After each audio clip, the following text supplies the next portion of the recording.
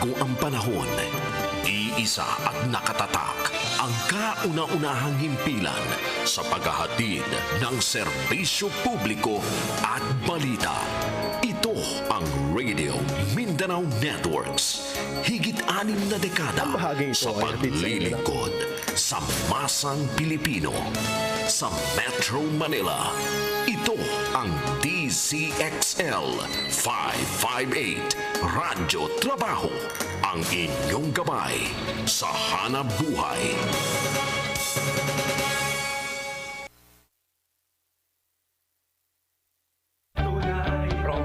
Ang programang may tunay na malasakit at puso sa bawat probinsya. Basta Promdi, LODI!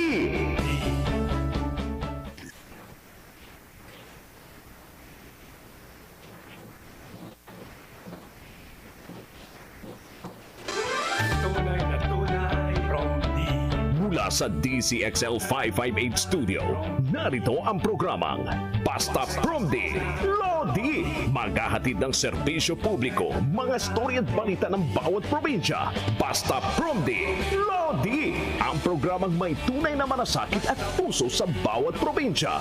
Kasama ang totoong probinsyano, Congressman Alfred Delos Santos. At ang batikang mamamahayag sa radyo-telebisyon, Drilon. Basta Promdi, LODI. Basta Promdi, LODI. Basta Promdi, LODI. Isang mapagpalang Lunes, Pilipinas. Kami po ang inyong mga tagapaghatid ng purong serbisyo publiko sa barangay man, lungsod o kanayunan. Sa ngalan po ng tinig sa Kongreso na si Alfred de los Santos, ako po ang inyong kakampi, Ses Orenia Drilon.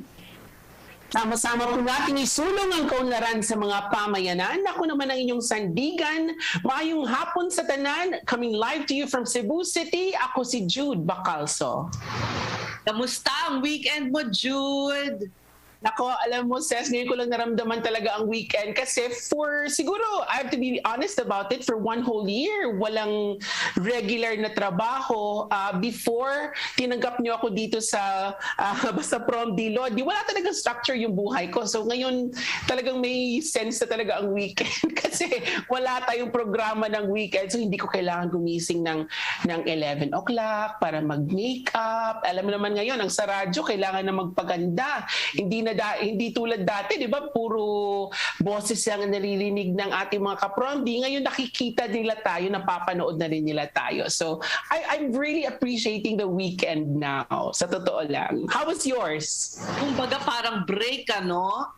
Talaga, totoong break. Oo nga. Mine was well-packed with activity. Meron akong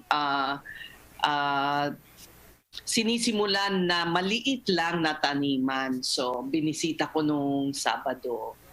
Yan ang isa sa mga... Anong tinatanim mo? I'm intrigued. Na-intriga ako. Anong tinatanim na isang Drilon? Mga itatanim ko doon ay mga herbs, mga likas na tubo sa Pilipinas na nakakalunas.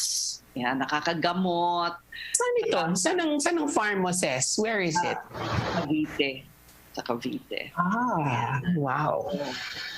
So, anyway, talagang nationwide tayo, Jude. Starting today kasi tayo ay mapapakingganan sa FMR Baguio 94.3. O, ayan, may birthplace. Tapos sa mga kakabanggit mo lang. batiin natin na imbag nga malen, kaduwain na da kami kadamalen hanggang from 1:30 hanggang 2:30. Ayan. Nako, ang Ilocano ko ay basit laing. Napapakinggan rin po ang Basta Promdi LODI sa Cebu, Southern Leyte, Bohol at Negros Occidental sa pamamagitan ng DYRB Cebu 540 kHz. Nasa Tirad Pass TV and Radio rin tayo sa Ilocos, DXRD Davao at Infinite Radio sa Calbayog City. Napapakinggan at napapanood din tayo sa Radio DWNX-FM sa Naga at TV Veritas sa Albay. Nasa DYDM Isabela, DXCO Cagayan de Oro at Magic 103 Zamboanga rin tayo at sa Facebook page at YouTube channel ng Regional News Group Luzon. Kung kayo po ay may problema sa inyong barangay, munisipyo, syudad o probinsya, mag-text o tumawag lang po sa aming hotlines. Nakapaskil po dyan sa aming screen, 0998-978-2971 para sa Smart. At para naman sa Globe, 0917-160-0611. O mag-email tayo sa Basta Promdi LODI at gmail.com. Bukas din po ang aming programa sa mga gustong maging volunteer reporter sa pamamagitan ng Promdi Citizens Balita. Kaya bago ang lahat, Ses, alamin muna natin ang mga balita sa iba't ibang panig ng bansa, hatid ng ating mga LODing RMN reporters. Promdi Patrol! Ang bahagi ito ay hatid sa inyo ng Top Asia Corporation, pioneer importer of particle boards, medium density boards, at melamine face chipboards. Proud partner of leading furniture contractors in the construction industry. Basta't the best laminated boards, dun ka sa subok na. Top Asia. For more details, please call 8294-3144 or 8294-3188. You may also visit www.topasia.com.ph.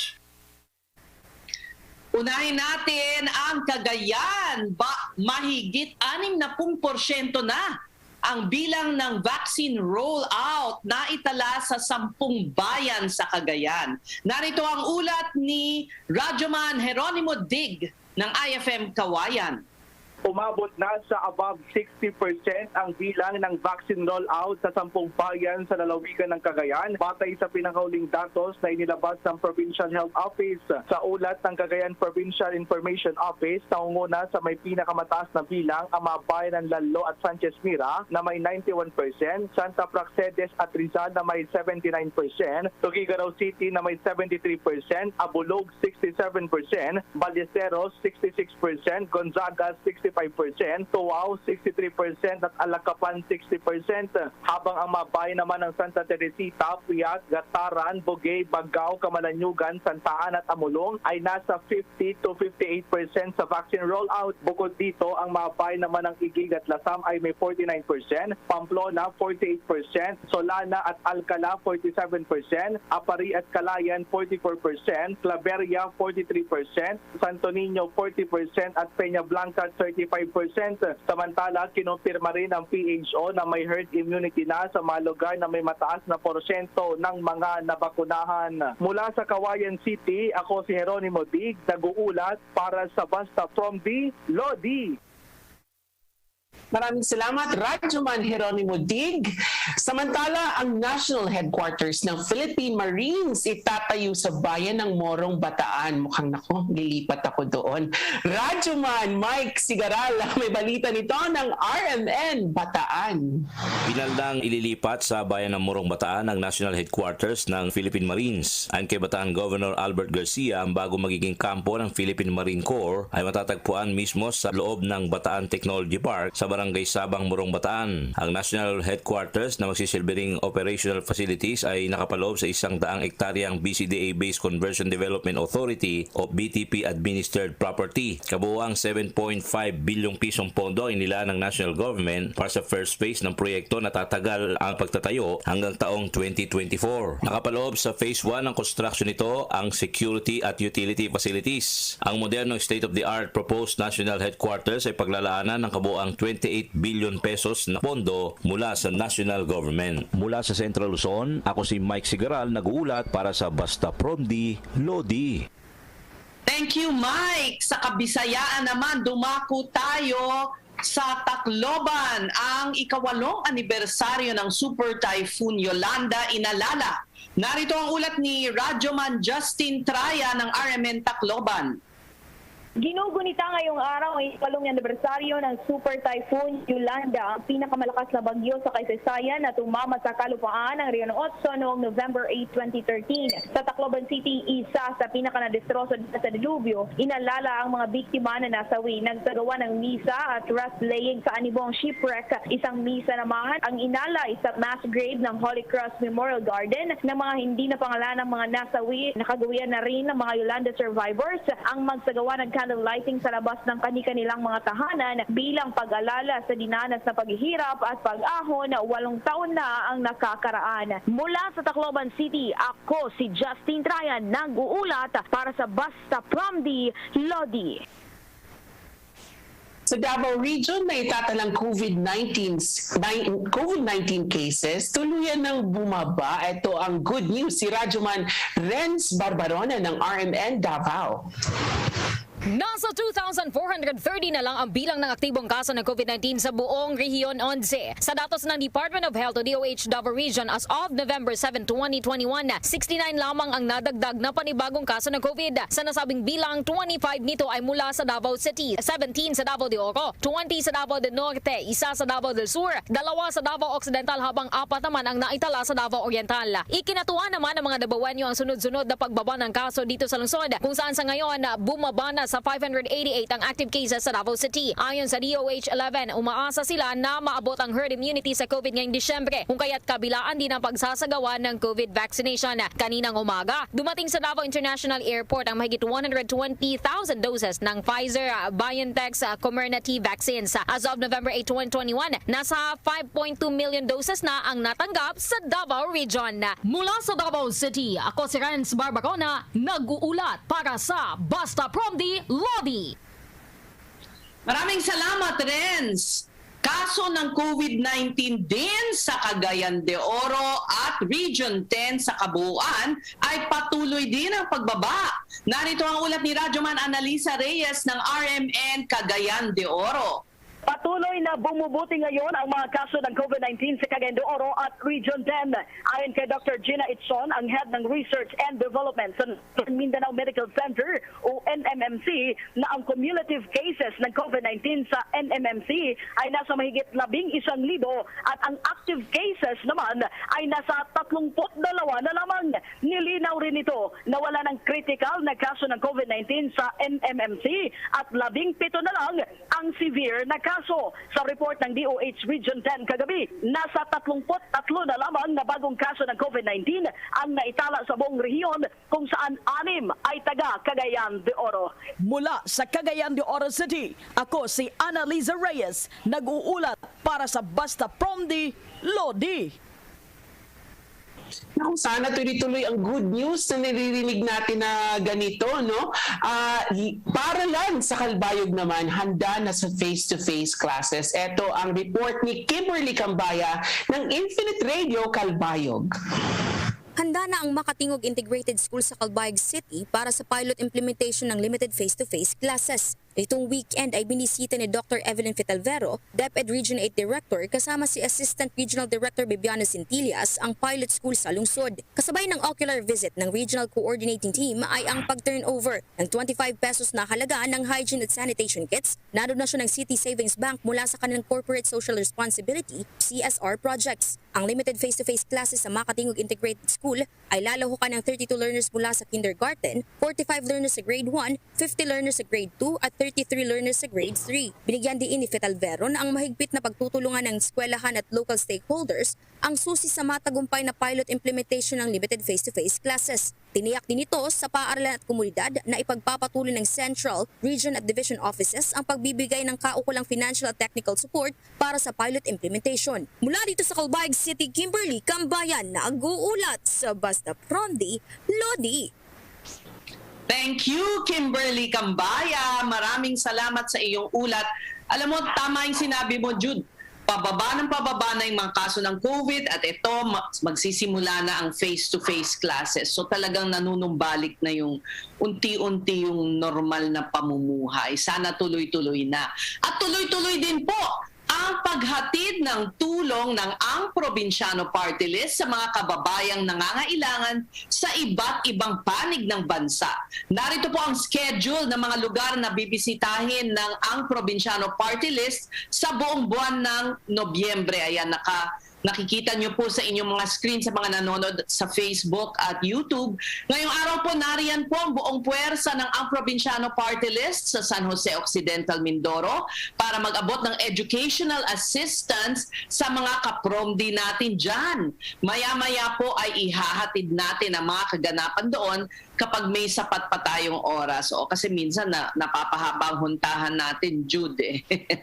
Sa mga kwentuhan natin. So Biyernes naman mga ka-Promdi, November 12, bibisita naman kami sa Palawan para maghatid ng ayuda sa mga kababayan natin dyan. So abangan ninyo ang Probinsyano Party List. So November 16, magkakaroon po tayo ng simul distribution ng financial assistance sa Maynila at Quezon City. So November 17, sa Alfonso, Cavite naman tayo mamamahagi ng ayuda. So November 18, may simul tayo dito sa Maynila at sa Bato, Nabua at Bula, Camarines Sur. So November 19, simultaneous ulit sa Maynila at Irosin, Sorsogon naman.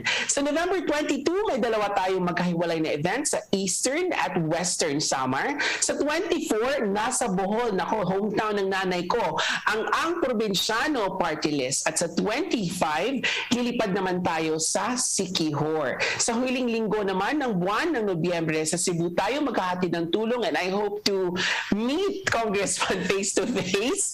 Sana sumama si Ses. Ginawa po ang Probinsyano Party List ang lahat ng makakaya nito para maabot ang mga kababayan natin sa bawat sulok ng bansa para magbigay pag-asa sa mga kababayan natin nangangailangan ng kalinga at pagmamahal.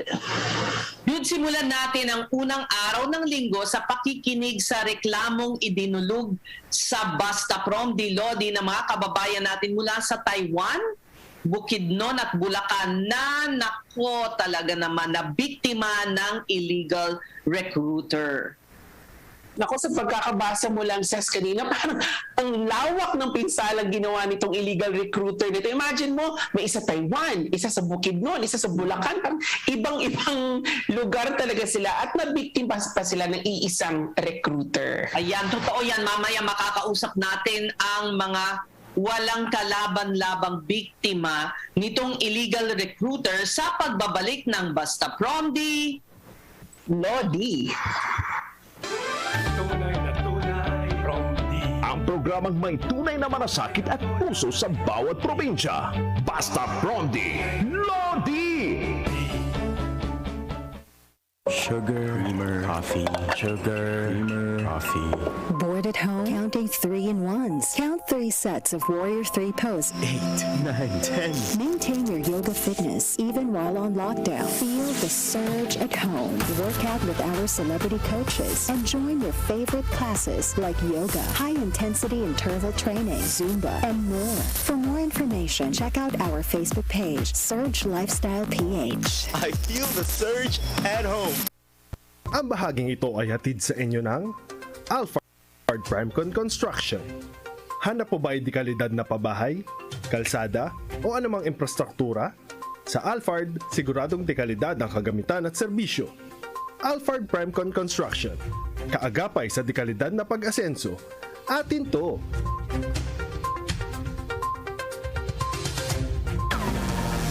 Basta Promdi, LODI, ang probinsyano, ang probinsyano, ang probinsyano party list. Probinsyano'y boses mo, Promdi para sa tao. Marami siyang tinutulungan, handa kang ipaglaban, wala siyang uurungan, tunay na kaibigan. Ang probinsyano, yan ang boses ng Pilipino. Ang probinsyano, idol ko. Basta Promdi, LODI, ang probinsyano, ang probinsyano, ang probinsyano party list. Basta Promdi, LODI, ang probinsyano, ang probinsyano, ang probinsyano party list. Malayo na rin ang ating narating sa pagpapagaling ng bayan. Huwag natin hayaang masayang ituloy ang laban. Tapang at malasakit, malalapitan kahit anong oras man. Kami inyong maaasahan, tapang at malasakit. Sa amin kayo kumapit, si Bongo at ang Pangulo. Kami ni Pangulong Duterte, patuloy po kaming magsiservisyo sa inyo. Dahil para po sa amin, ang serbisyo po sa tao ay serbisyo sa Diyos. Ating itutuloy ang pagbabago.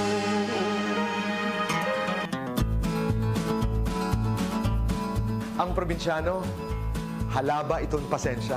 Kay waray man instant ha probinsya. Ang probinsyano, mababaw ang kaligayahan, makalanghap lang ng sariwang hangin, at makakain ng lutong amin. Ang probinsyano ay laging proud sa aming pinanggalingan.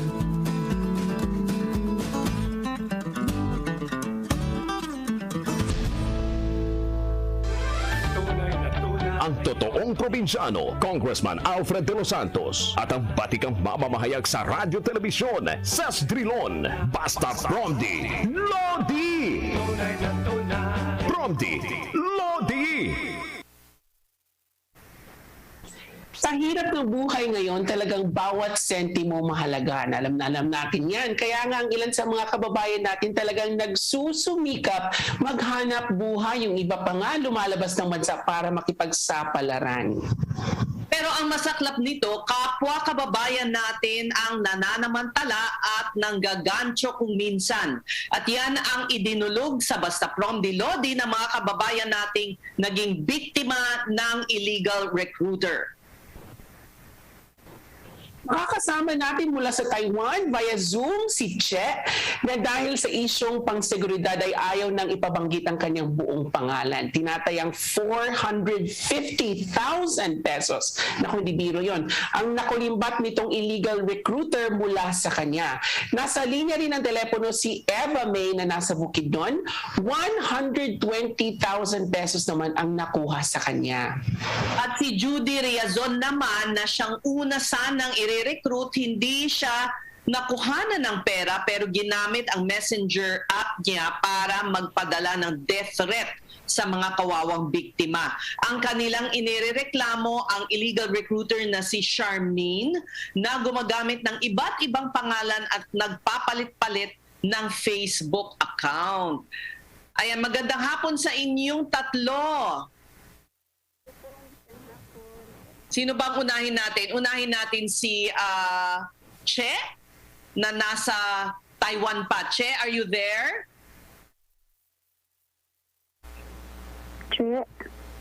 Che? Okay, sino ba ang nandyan? Si Hello Charmaine? Sino? Che, ikaw ba yan? Opo, okay. ako po to. Okay, so nasa Taiwan ka ngayon. Yes, ma'am. O yan. Tatawagin natin si Che. We won't reveal her identity dahil sa seguridad, sa issue ng seguridad. So, pero nakaalis ka, nagtatrabaho ka ngayon dyan sa Taiwan? Opo, ma'am. Bali po, mag 6 years na po ako dito. 6 years na. Pero yung 450,000 na nakuha sa'yo, ikwento mo kung paano? Nag-start po yan noong January 2020 na nagbayad ako sa kanya at doon din po time na yon na nag-start na nag-message siya sa akin para alokin ako na maging housekeeping daw po ng amo niya kasi nasa US daw po siya na hindi naman po totoo. Doon din po nag-start na nagbayad ako ng 70,000 pesos. One time lang po yon sa account niya and tumagal po ng hanggang July 2021 na umabot na po ng 115,000 pesos pagkakatotal ko po.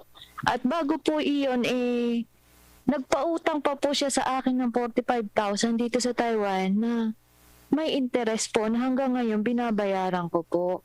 Ang issue ko po sa kanya, inalok niya ako ng magtrabaho sa US pero wala siyang naibibigay sa akin na kahit anong pirma o kahit anong proof na totoo ang niaalok niya sa akin.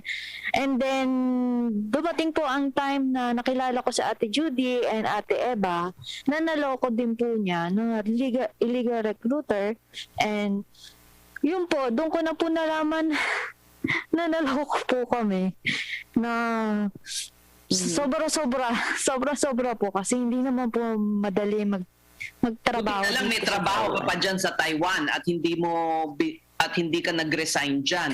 Yes, ma'am. Ang gusto niya nga po sana, nung July, August, mag-resign na ako dito. Uuwi ako ng Pilipinas para mag-asikaso daw po sa application ko. Buti po, hindi ako umuwi. Kung umuwi ako, mas kawawa ho ako. O sige, siguro marapat na kausapin natin si Judy dahil si Judy ang naging link, no? Si Judy ba ang nagpakilala sa iyo dito sa anong pangalan ng Ma'am Eva Charmaine? Charmaine. Oo. Opo. Judy? Yes, ma'am. Okay. Ikwento mo kung paano mo nakilala ito at nasa na ba siya, si Charmaine? Nagkakilala po kami, ma'am, sa isang spiritual gathering kasi member po ako ng Soldiers for Christ. Nagbababa po kami ng Mama Mary. Then, yung Mama Mary po nung time na yun, doon po sa kaibigan niya, matalik din po niyang kaibigan. Tapos, bahay-bahay po kasi yung ano po na yun. Tapos, nilipat po sa kanya. Doon po una kami nagkakilala niyan, ma'am. Ni Charmaine. Tapos po, hanggang sa sumasama-sama na po siya sa aming gawain. Kung nagsisimba po kami, nagba-Bible sharing, ganyan po, nag-rosary, sumasama na po siya. Ang ano lang pala niya yun, parang front niya po yun para kuhanin yung loob ng isang tao na kaya niyang paikutin sa mga sa mga salita niya.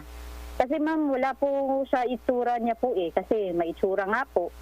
Wala din po sa pilat siya ng kasi wala po akong masamang... Pero nasa na siya ngayon? Alam mo kung saan? Nasa Qatar na po siya ngayon, ma'am. Paano hindi na mahahabol? Jude, go ahead. I'm sure marami kang tanong. Yes, yung tanong ko kay Judy, no, kasi hindi siya nakuha ng pera, pero yung messenger mo ang ginamit ng Charmaine para padalan ng death threat, yung dalawa, no, si Eva at si Che. Paano nangyari ito, Judy, na meron siyang access doon sa messenger mo? Yung messenger ko po kasi, ma'am, nung time na yun na wala akong cellphone, tapos pumunta ako sa bahay nila. Cellphone po ng anak niya ang gamit ko. Tapos hindi ko po na-log out yung messenger ko po doon sa cellphone na yon. So the conversation between me and Ma'am Eva, alam niya. Yung Bisaya po kasi kami, ma'am. Ang conversation namin is Bisaya. Yung best friend niya po, Bisaya. So pinapa-translate niya po yung mga salita namin. Nung time po na yun, so nababasa niya ngayon kung ano yung pinag-usapan niyo ni Eva nung nalaman niyo na niloloko niya kayo. Yung nakatimbre na kayo kumbaga, no? Opo. Lahat po yun, ma'am, nababasa niya. So nagugulat po kami kung bakit meron siyang alam sa mga pag-uusap namin kasi nagchat-chat din po siya kay Ma'am Eva eh. So nagulat po ako, ma'am. Nagulat po talaga ako. Sabi niya, nung time po, March 5 is our last conversation ni Charmaine. Tapos may sumulpot na conversation March 22. Tapos death threat po doon sa kanya. Ang ano ko po, ma'am, yung account po, ang non-death threat sa kanya. Sa kanya. Yes, ma'am.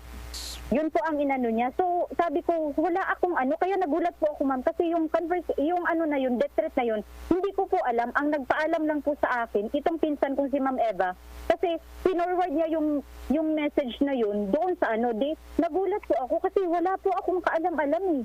Wala po talaga akong Kasi po, wala nga akong, hindi nga po ako, mahilig po ako sa mga nung time na yun, ma'am, kasi gulong-gulo na po yung isip ko. So, hindi na po ako pinagsa-social media ng asawa ko.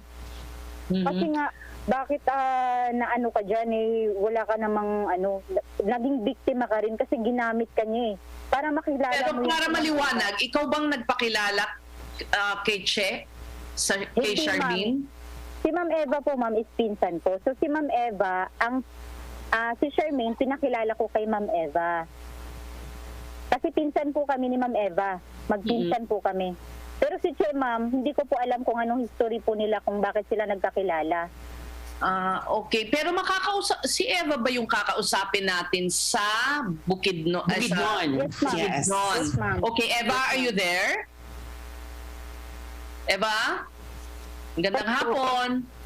Magandang hapon po sa inyo. Eva? Ngayong hapon ni Budiha, Eva.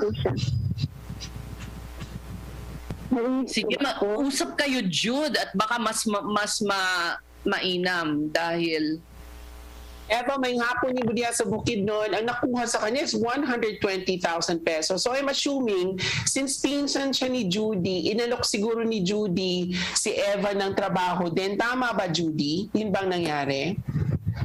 Yan, ma'am. Si Charmaine is nagsabi sa akin na, uy, Bes kasi ang tawag niya sa akin, ma'am. Bes, baka may alam kang kakilala na gustong mag-abroad.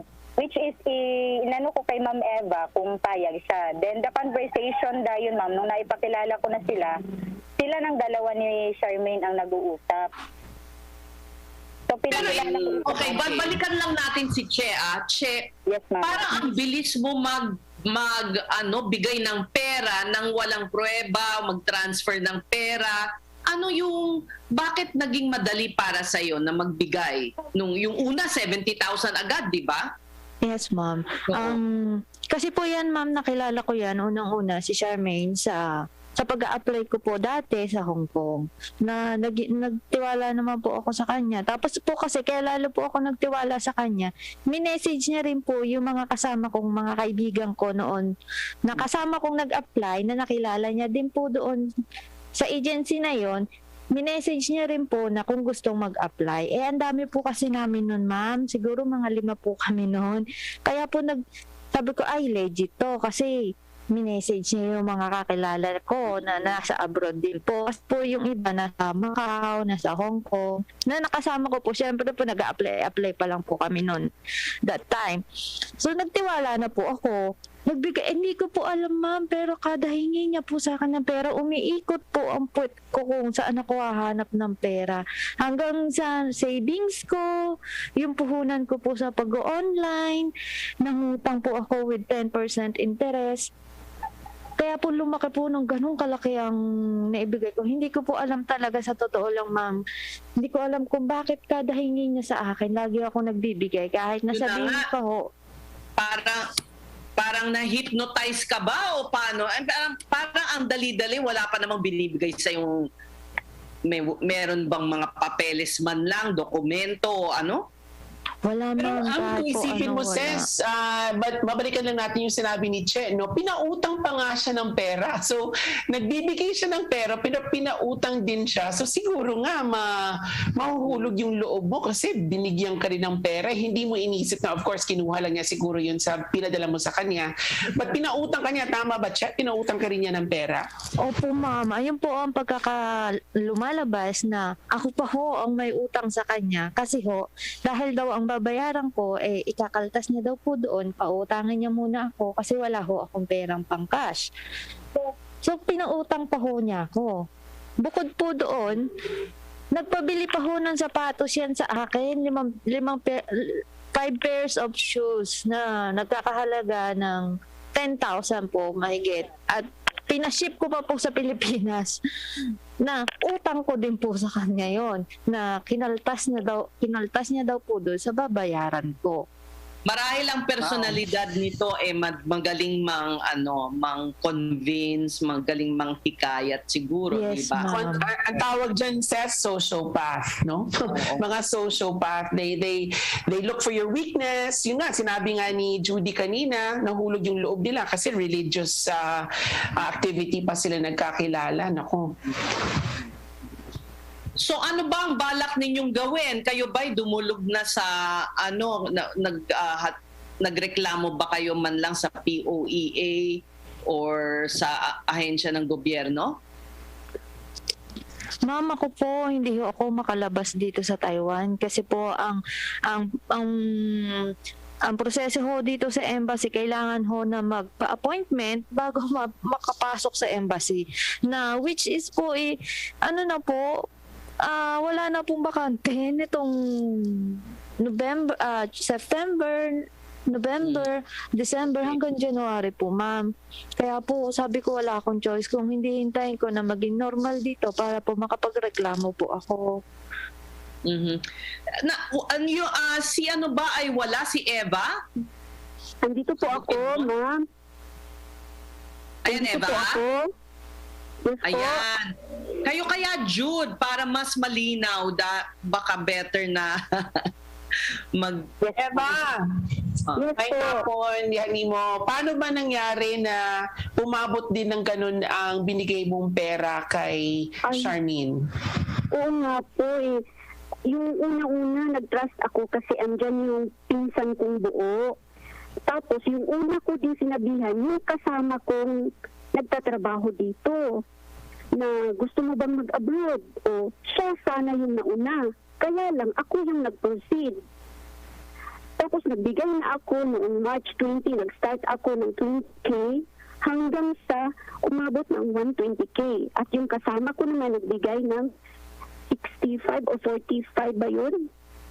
Or 45 plus 10. Yung nakabigay siya niyan, na galit ako kasi pinautang din yung style niya eh. Mangutang daw muna kami kasi kailangan na ni Ma'am Amanda ng pera.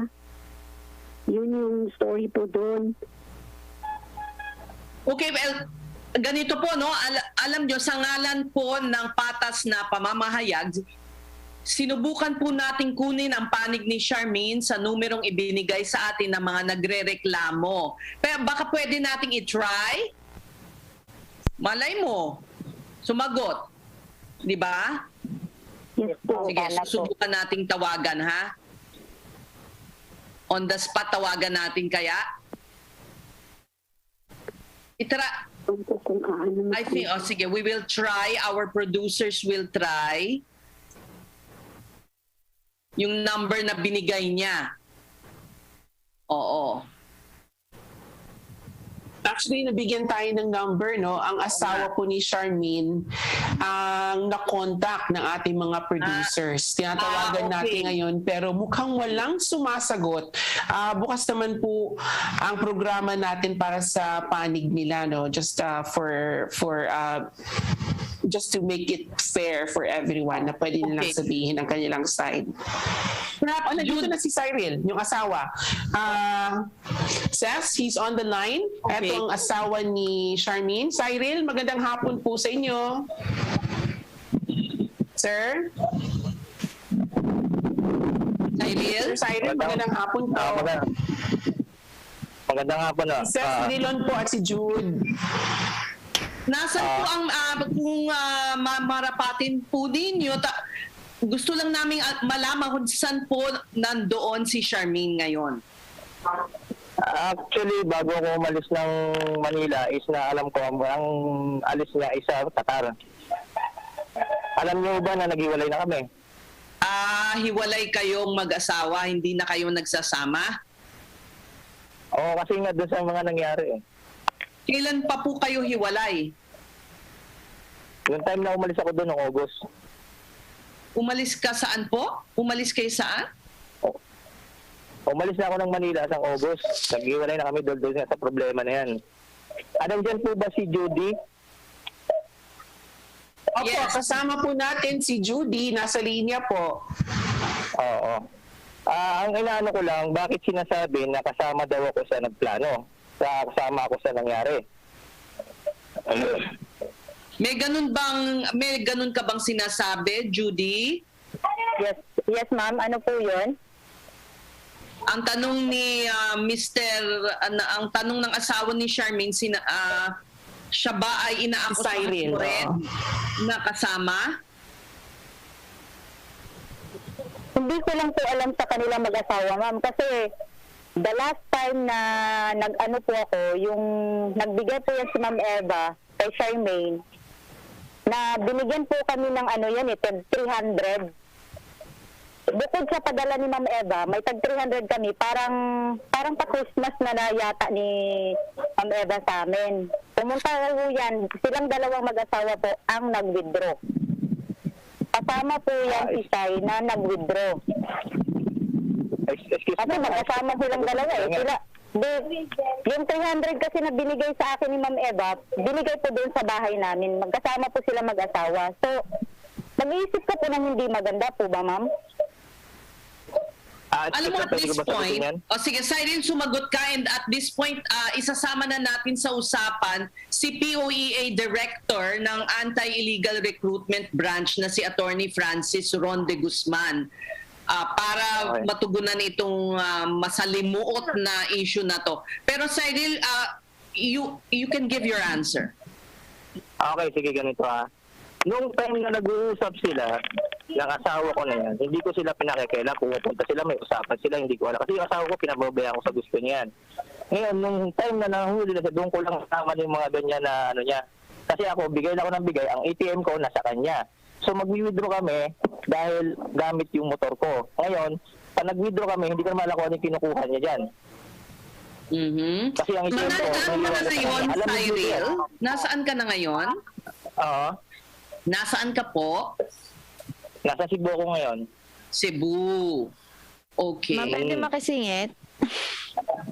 Sige. Go ahead, Che. Okay, go ahead. May gustong sabihin? Ma'am, kasi nung time na pinadala ko ang sapatos, nasa Pilipinas, kasama po siya. Siya po ang driver. Ang binili ko pong sapatos, dalawa po sa kanya galing. Ay, sa kanya ibibigay. Bukod po doon, sinasabi po ni Charmaine sa akin noon, tinatanong ko po na, nakuha mo na ba ang pera na ganito para updated ako? Pinakuha ko na ho sa asawa ko. Hindi ho ba kayo mag-ano noon na hindi kasama yung asawa? Ay mismo si Charmaine na ang sabi na pinakuha niya sa asawa. Nandito po ang screenshot namin na kondo namin sa Facebook. Okay. Nung nangyayari ito, hinatid nila yung sapatos. Sa Maynila ba ito nangyari? Kasi sabi ni Sir Cyril, ngayon nasa Cebu na siya. Si Charmaine nasa Qatar na, hiwalay na sila. Pero habang nangyayari ito, Cyril, tama ba na kayo pa rin ni Charmaine? Hindi, nung time na nahuli siya, dahil nahuli siya nung January, wala na ako dyan sa Manila, doon ko nalaman na meron siyang ganon. Ngayon, ito na naman, lumabas na naman, may tumawag sa akin. Yan nga, si Ma'am Eva tumawag daw. Nagasabi ko, ngayon ko lang, alam ko lang, na-scam siya, pero hindi ko alam na may mga kasama ba siyang in-scam. Meron bang sorry, let's ask na our guest sa POEA kung meron bang sir, magandang hapon po, pasensya na at ang tagal niyong nakatenga dyan dahil apat ang kausap namin dito. Ano ba ang maihahabol pa nitong dalawang nabiktima ng scam na to, no? Panloloko ni Charmaine. Good afternoon, Ma'am Ces. Good afternoon, Ma'am Jude. Good afternoon po sa listeners natin. Actually, okay lang, Ma'am, kasi I was listening to the conversation. Pinapakinggan ko. Nagno-notes din po ako para at least alam natin. Ma'am, outright, ang na-establish natin dito, nasa Pilipinas itong si Charmaine noong sinasabi ng mga time na nakikipag-transaction siya, parang may bank account din siya na naka-host dito sa Pilipinas, yun yung lumalabas sa atin. Klaruhin lang natin, ma'am, kahit ho kailan, hindi po pwedeng mag-recruit ang kahit na sinong hindi authorized ng POEA o walang lisensya na mangako ng trabaho sa ibang bansa. More so, hindi lang pangako, maningil ka in relation doon sa pangako mo ng trabaho sa ibang bansa. So malinaw ho, illegal recruitment ho ito.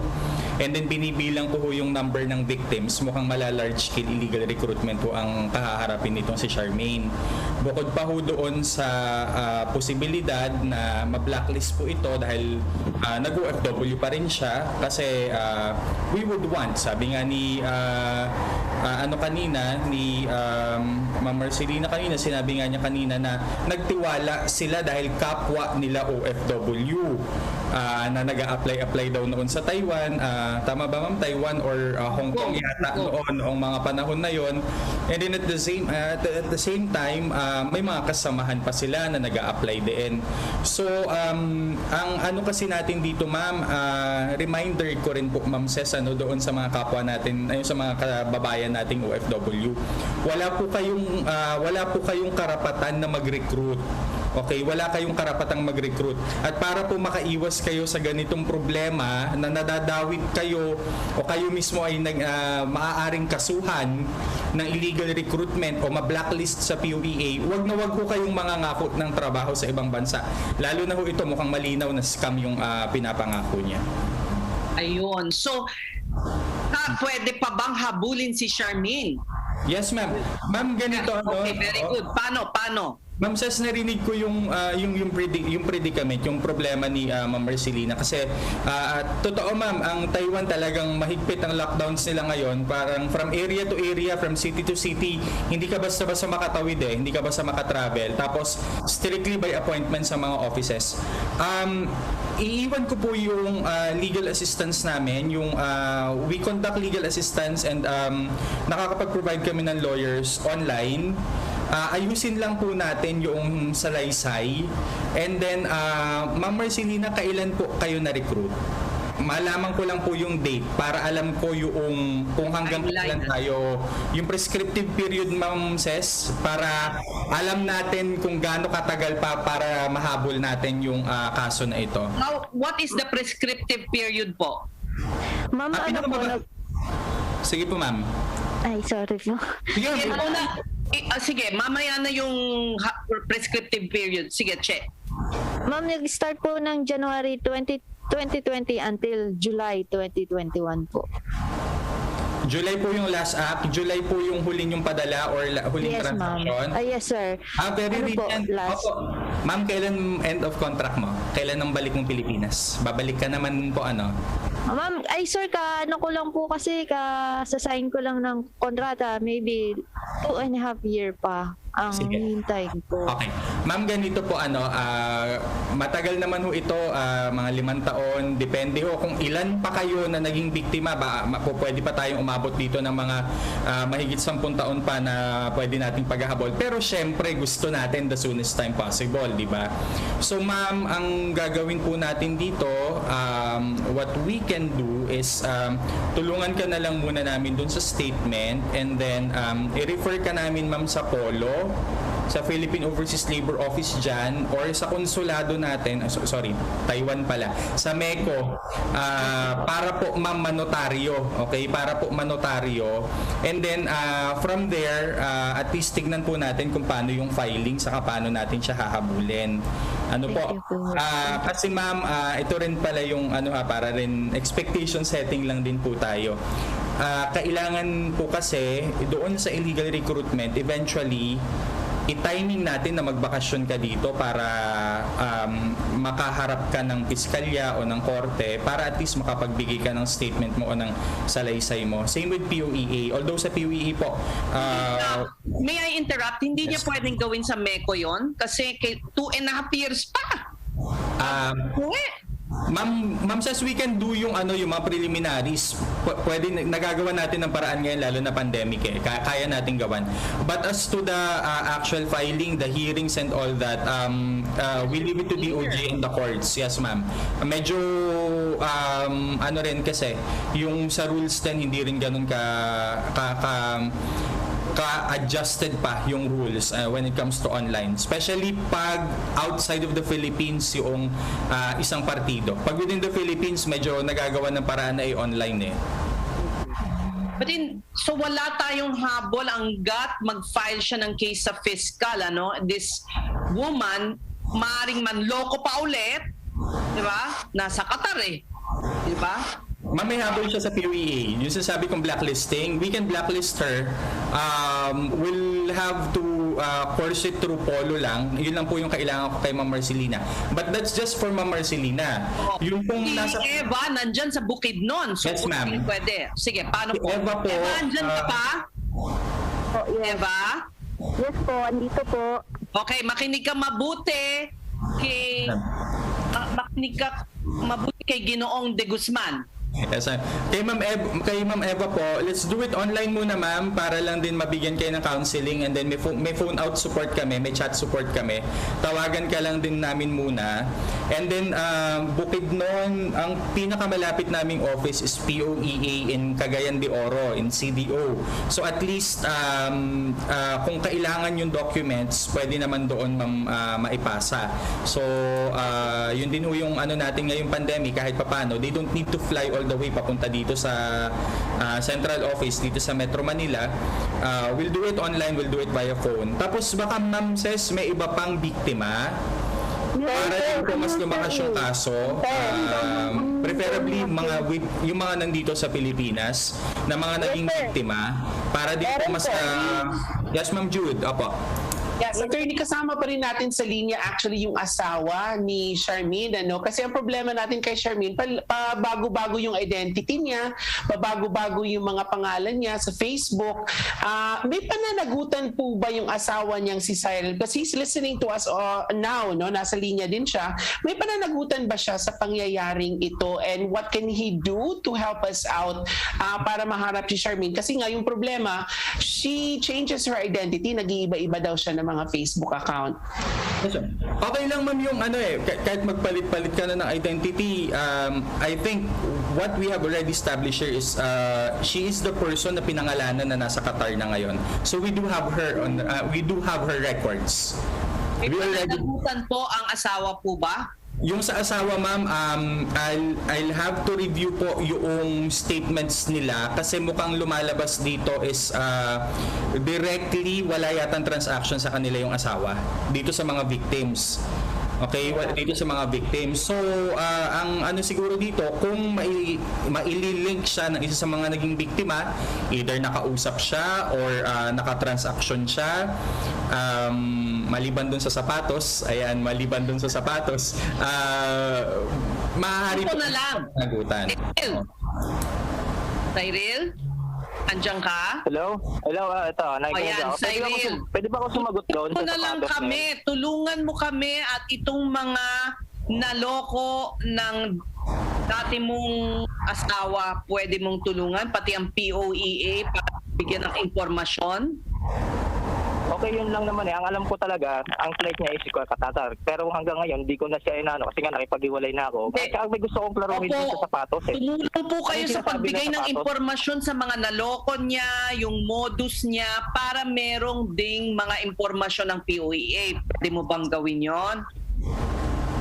Wala namang problema doon. Tumatawag sila, sinasagot ko naman sila. Pero ang sasagot ko lang sa kanila, paano nila nasabi na kasama ako? Dahil hindi ko naman sila nakatransact, hindi ko sila nakausap. Ganito nga hindi ka nila sinasabi, wala nga pagbanggit ng pangalan mo dito kanina bukod dun sa sapatos.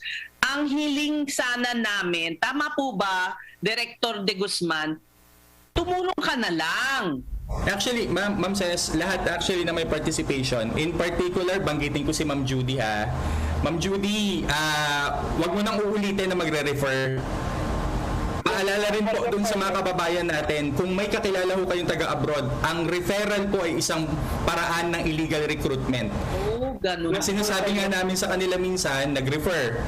Tinaguan na nung pinag-referan. So sabi namin sa kanila, habulin nyo yung nag-refer sa inyo kasi sila yung may kakilala.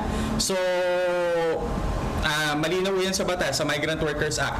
Referral is a form of recruitment. So, medyo iwas ho tayo doon sa mga ganong paraan. And then, kay Sir Cyril naman po, I'm not here to judge. I'm not here to provide any Kaya lang, it would really help us kung makikipagtulungan po sa lahat, di ba? Kung makikipagtulungan ho sa lahat.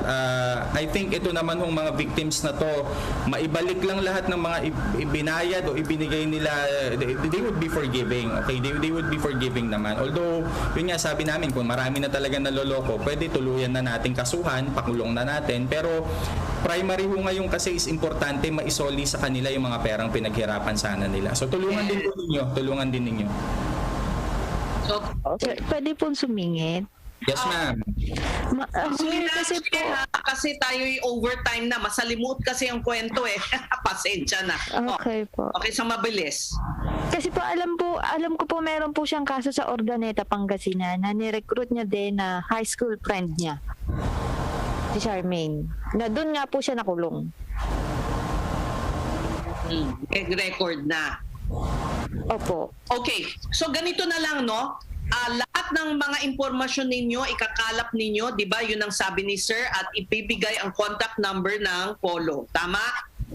Ng POEA Cagayan de Oro. So, Sir De Guzman, makikipag-ugnayan rin po ang staff ng Basta Promdi Yes, LODI ninyo para maparating sa kanila yung tamang impormasyon. Ngayon, ang apila ko kay Cyril. Maraming salamat. Cyril, ayan, imbis na kasuhan ka, tumulong ka na lang para makuha yung asawa mo para makasuhan.